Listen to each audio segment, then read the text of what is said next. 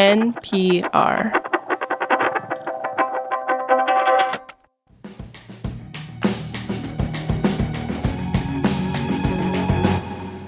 In early January, President Donald Trump signed an executive order threatening bans on defense contractors paying dividends or buying their stock back.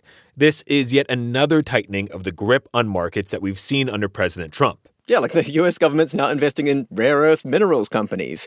It's taken a quote-unquote golden share in US steel. Quite a change from the last few decades.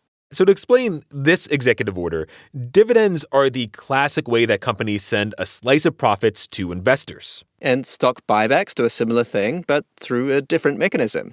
The company itself purchases shares of its own company.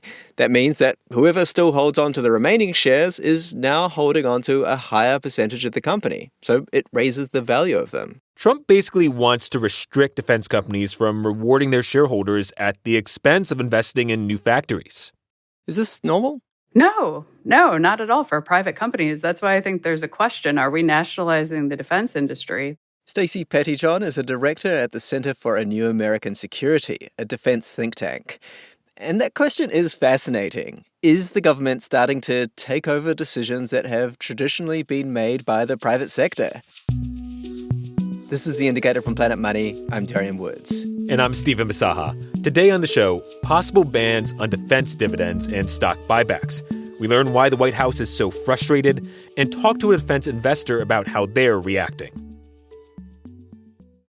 In the American War Toolkit, the Tomahawk missile is like a Ford F-150 pickup truck. It's a weapon that's popular, not necessarily the flashiest, but it gets the job done. The Tomahawk destroys targets far away, and the US military can't get enough of them. In recent years, the industry has been making around 50 or 60 annually. But in just one recent deployment alone, the U.S. used 125. That was against the Houthis in the Middle East. The main manufacturer of Tomahawk missiles is the private contractor Raytheon. And despite investing in new factories, it still takes years to build new Tomahawk missiles. Raytheon has blamed related missile delays on supply chain issues. President Trump is not convinced. In early January, he wrote on Truth Social, Raytheon has been the least responsive to the needs of the Department of War, the slowest in increasing their volume, and the most aggressive spending on their shareholders rather than the needs and demands of the United States military. We asked Raytheon for comment through repeated emails and a registered letter, but did not receive a response before publishing. The spat over Raytheon reflects broader frustrations that President Trump and Defense Secretary Pete Hegseth have at the moment. They believe contractors aren't producing weapons fast enough. Here's Hegseth talking about those companies late last year at the National War College. Schedule overruns, huge order backlogs, and too predictable cost increases become the norm. He's definitely grumpy. To learn more about what Hegseth's talking about, we spoke to Stacey Pettyjohn from that defense think tank. They want things to be produced faster, and I think there's general agreement that right now the U.S. Industry is not moving fast enough. Stacey believes that much of the problem starts with the Pentagon. A lot of it is due to the customer, the U.S. Department of Defense, that has led us to this place where we have a pretty thin industry in many areas. There aren't a lot of companies competing. Stacey says one reason for this is that contracts can be for a really long period. And so that has locked the government into perhaps a single supplier for potentially decades without competition.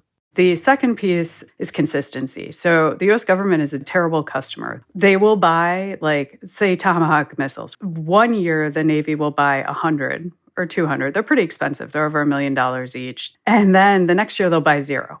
So if you are a company that has a production line that is set up to produce 100 Tomahawks a year, and your only buyer sometimes wants 100, sometimes wants 0, sometimes wants 20, it's really hard to make enough investments in the production capacity to be at the high end all the time because your production lines are just actually being unused, and those are incurring losses. Now, allies like the UK also buy some Tomahawks, but the U.S. is the big buyer.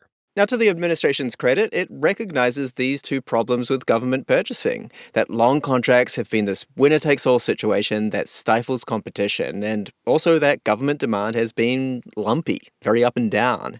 And it's doing things to address it, like awarding contracts for one company to design a new fighter plane, for example, but then have multiple companies awarded contracts to actually do the production. And Congress has recently approved multi-year weapon contracts so that contractors can have more certainty each year. So those are some tweaks to contracts. Another way to get more weapons made faster is just more money to motivate those companies. Donald Trump is advocating for a massive 50% increase to the defense budget. Clearly, the administration isn't satisfied with all these measures. Trump's executive order says part of the problem is too much money going to investors and not enough into investment. Between the 2000s and the 2010s, military contractors lavished just over 70% more on their shareholders as a share of revenue. But spending on things like factories and machines went down. So you can imagine Hegseth and Trump looking at this and saying, hey, you're not spending enough on making tomahawks and too much on shareholders. But Shannon Sakosha begs to differ. Shannon is the chief investment officer for Neuberg Berman, an asset manager that invests in the defense sector, including Raytheon. Are they paying some sort of outsized amount in dividends or outsized amount in buybacks and therefore not reinvesting into their business? And that's not really the story. Shannon says if you take the S&P 500 index of large US companies, the average company there spends a similar amount in stock buybacks. In other words, a similar amount rewarding shareholders by buying up its own shares. Dividends are higher for defense stocks, but she doesn't think it's materially different. She says that if the Trump administration were to follow through on its threat and really clamp down on defense dividends and buybacks, this could backfire. The unintended consequence would be that shareholders would lose interest in potentially buying the shares of these companies, and that would create additional challenges for them in being able to reinvest capital. And so it's a bit of a self-fulfilling cycle. Overall, though, Shannon sees a lot of pros and cons for investors in the current defense environment. Remember, this executive order was paired by a call to drastically increase defense spending. Shannon says what will really matter is what happens next.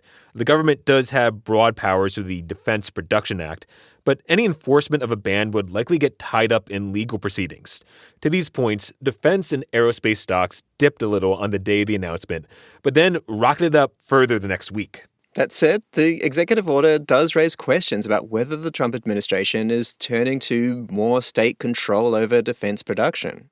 We're probably looking at, some much more prescriptive approach in terms of how this would be implemented if it were to be implemented.